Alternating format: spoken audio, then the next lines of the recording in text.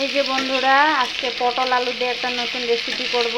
আমি প্রথমেই পটল আলুগুলা ভাজা নিতেছি, তারপরে রেসিপিটা করব।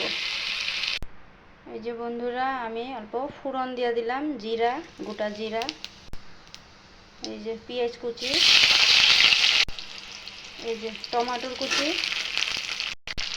এই যে বন্ধুরা পেস্ট করে রেখেছিলাম, এখানে আছে মরিচ, রসুন, পেঁয়াজ, একটু সর্ষে, একটু পোস্ত দিয়ে দিলাম।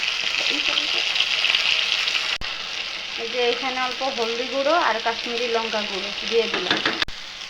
এই যে অল্প ধনে গুঁড়ো দিয়ে দিলাম। এই যে স্বাদ মতন নুন দিয়ে দিলাম। এই যে বন্ধুরা, আলু আর পটলটা দিয়ে দিলাম। এই যে গরম মশলা দিয়ে দিলাম। হয়ে গেল আমার রেসিপি আলু পটলের। কেমন লাগলো জানাইবা। টাটা।